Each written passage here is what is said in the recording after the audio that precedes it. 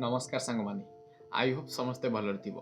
तो सांग माने आमे जीकेजीएस पई जे सिलेक्शन सीरीज स्टार्ट करथिले तार क्लास नंबर 12 आज।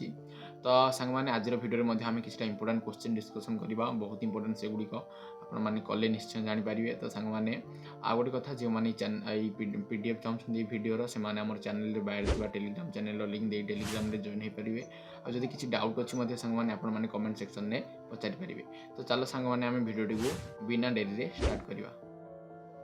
तो सांग मैंने देख आज जो क्लास रही बहुत इंपोर्टेंट क्वेश्चन किसी अच्छी आपण मैंने निश्चय करूँ निश्चय बहुत इंपोर्टेंट ये कहूँ सांग मैंने आप कले ही निश्चय जानीपारे।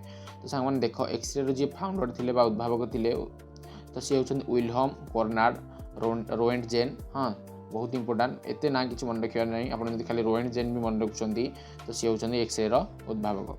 तापर पुरुष कबाडी मैदान लंब 13 मीटर। इंटरनेशनल कबाडी महासंघ केबे एस्टाब्लिश होता 2004 मसीह। इंटरनेशनल कबाडी महासंघ हेडक्वार्टर अच्छी राजस्थान जयपुर। तापर जयपुर अच्छी जयपुर मध्य राजस्थान जयपुर। तो बांग्लादेश राष्ट्रीय खेल हूँ कबाडी एवं ये जो कबाडी आरंभ होता क्यों देश में भारत में कबाडी आरंभ होता कि यहाँ हूँ बांग्लादेश राष्ट्रीय खेल। तो सांग मैंने आपड़ जदि करना सी वीडियो माने जो आमर अच्छी कौन स्पोर्ट्स इक्विपमेंट जाओ स्पोर्ट्स ट्रॉफी जो वीडियोटी थी मोर स्ट्राटेजिकर जब आप करना से माने क्यों खेल क्यों ट्रॉफी दि जाए क्यों खेल सहित क्यों ट्रॉफी संबंधित एवं आउ माने क्यों माने क्रिकेट लंब केते क्रिकेट पिच लंब केते दुई विकेट मध्य दूरता केते कि कबाडी केते केबे स्टार्ट है कबाडी कौन। तो सांग मैंने जदि करना से वीडियोटी निश्चय देखो आपण निश्चय हेल्प करिवो आपण मानको जदि स्ट्राटेजिकरू माने स्पोर्ट्स ट्रॉफी रु किछि क्वेश्चन आसुची निश्चय सेठू आपण माने करि परिबे। तापर देखो पलासी युद्ध बैटल ऑफ पलासी जहाँकि मोगल सम्राट समय होता सी होती आलमगिरी द्वितीय। आलमगिरी द्वितीय शासनकाल 1754 1759 और ये 15तम मोगल सम्राट थिले कि आलमगिरी द्वितीय। इंपोर्टाट सांग माने देखो वाइड एंगल बुक जे लिखिं सी होती अनिल कुंबले यहाँ हूँ आत्मजीवनी बायोग्राफी। तो आ गोटे पद्मश्री केते मसीह से पाई 2005 मसीह पाई। अर्जुन पुरस्कार 1995 मसीह पाई Anil Kumble. RBI reserve bank of India repo दर कौन ना रेपो दर जदि बढ़ुची सॉरी कमुची जदि मुद्रावृत्ति बढ़ी थाए रेपो दर बढ़िले मुद्रावृत्ति कमी थाए बढ़िले कमिबो कमिले बढ़िबो इंपोर्टेंट। तापर वेस्ट बेंगल सबुठ बड़ माने शिखर जो अच्छी पहाड़ कौन सी संदुकफू ता ना कौन संदुकफू 3636 मीटर बहुत इजी मन रखा 3636 मीटर। तो दोदाबेता तमिलनाडु सर्वोच्च उच्च शिखर जार हाइट हूँ 2636 मीटर।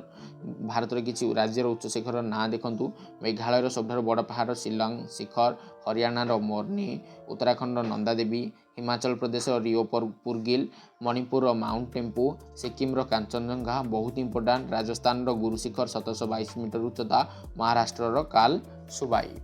तो सांग माने परवर्ती देखिए सांग माने देखंतु समाज रे दुर्बल लोक मानकु सामाजिक न्याय देवा पई महाराष्ट्र सरकार सत्यशोधक समाजर स्थापना करते। ये सत्यशोधक समाजर जे महाराष्ट्र सरकार द्वारा होता किंतु यार जे फाउंडर थिले बहुत इंपोर्टाट सांग माने जो यार मध्य गोटे माने किए कौन स्थापना करते जमी आर्य समाज हो ब्रह्मा समाज हो तार मध्य गोटे वीडियो नहीं आसबि। तो ये सत्यशोधक समाज स्थापना करते सी होती ज्योतिबा फुले 1873 मसीह पुणे ठारे स्थापना करते। आ गोटे देखो सांग माने थियोसॉफिकल सोसाइटी 1875 मसीह न्यूयॉर्क ठारे स्थापना होता किंतु 1875 होता किंतु 1879 यार हेडक्वार्टर न्यूयॉर्क रु उठाई मुंबई माने न्यूयॉर्क थिला किंतु वर्तमान मुंबई अच्छी कार थियोसॉफिकल सोसाइटी हेडक्वार्टर। परवर्ती मुख्यमंत्री मनुईर काथु मुनियर कंपन योजना मनुईर काथु मनुईर कंपन योजना यह तमिलनाडु सरकार द्वारा होता। यह कृषि संबंधित एक कौन गोटे योजनाटी। बप्पी लहरी यहाँ किए बप्पी लहरी होती पश्चिमबंगर जड़े संगीतकार।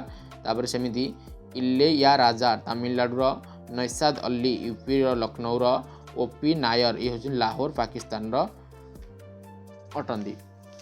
परवर्ती नेशनल सोसाइटी सिक्यूरिटी एडवाइजर बहुत important national security adviser of India से होती अजित देओल बहुत इंपोर्टाट।